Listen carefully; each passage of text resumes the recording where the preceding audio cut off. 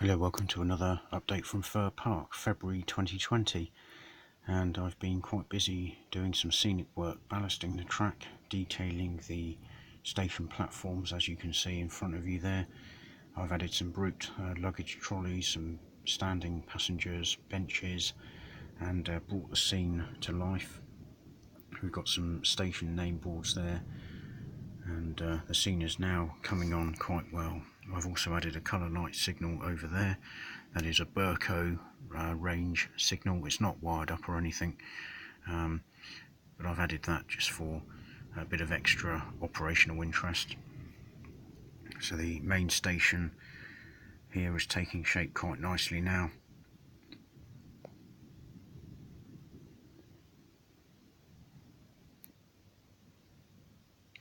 Moving down the baseboard, you can see the station throat area, and I've added some overhead masts. I've ballasted the track,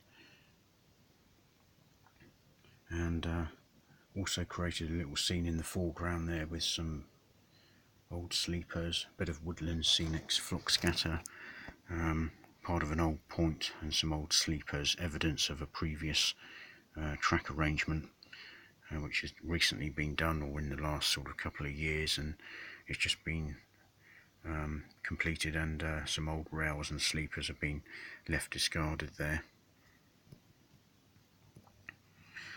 My cable trunking doesn't look too bad now. I'm quite pleased with that.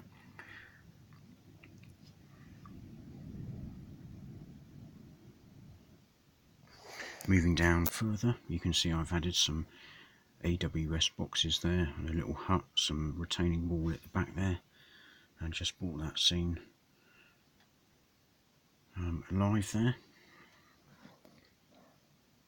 And we go round to the motive power depot, and we've got a refueling point. I've added in part of an old super quick building which doubles up as the admin block.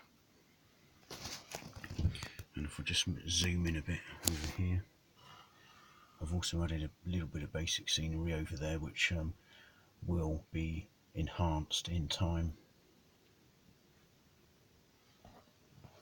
But again, all of the track has been ballasted.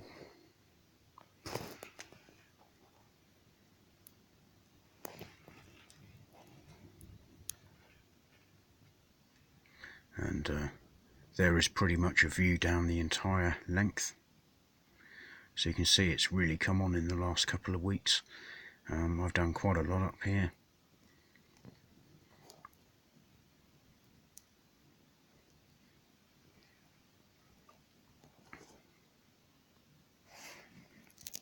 Moving over to the other side, I've also completed the rest of the warehouse back scene along there, and I've also ballasted the track, which has taken it up to just there.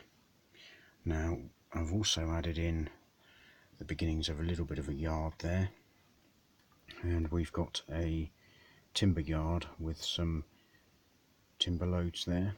The actual timber load in the actual platform there is a Harburn Hobbies realistic load. Now that does actually fit onto these Bachmann OTA timber wagons, so that's a bit of a result. One of the things I am going to do, I'm going to disguise this corner here because it's too tight. Now I'm going to stick a raised section, which will be a 3 foot by 2 foot baseboard going over the top, raised up about that high so I can still get in underneath, and I shall build up some scenery and a castle which will be on top, and that will cover this corner going round sort of just over to where that line of ballast is there. So all of this area will be covered, and I think that will add an extra dimension to everything and make it quite interesting. So I'm pleased with progress on this side of the layout as well. That warehouse back scene there was a simple image search on the internet, and then I printed them off, and it's effective, cheap sort of scenery back scene. And I can't do anything about this, but other than that, I'm pleased with what I've done round here. Here is just a little sort of check on some of the items I've used scenically. So the benches on the platforms, they are a Bachmann Scenecraft product. The standing passengers are made by Pico Model Scene range.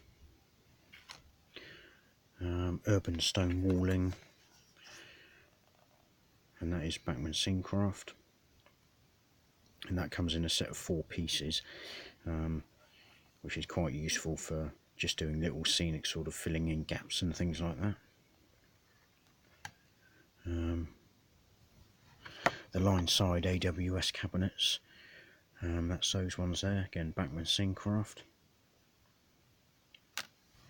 The classic Brute trolleys that that are an essential, again Scenecraft. And what's that one there? That's the passenger information screen, and that's a Bachmann Scenecraft as well. The colour light signal is that one there. It's the Burco range, and it's a 4 light signal. A couple of new arrivals. We've got a Helljan Class 27, which is sporting the Inverness Depot Highland Stag emblem, and that product code is 2718. That's the one there.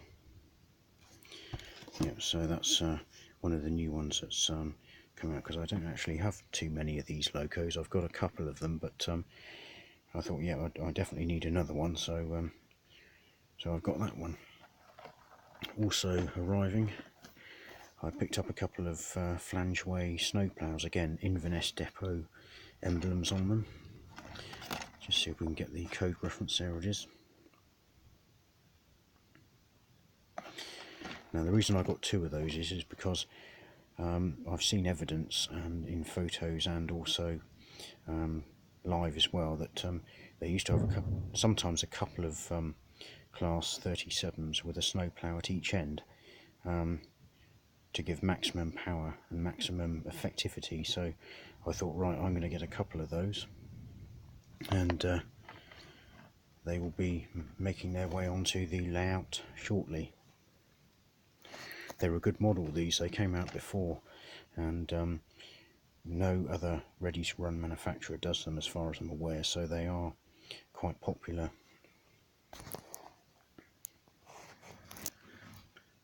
Okay, that's it for this update. I thought I'd keep you posted what I'm doing. Thanks for all of your support and all my new subscribers, and I hope what I'm doing is still of interest. And I will be posting a monthly update, which will be, you know, a reasonable length, and it will cover, you know, what I've actually been doing, rather than just doing an update for the sake of an update. So I want to make the content more interesting, and hopefully I've done that. So thanks for watching, and see you in the next video.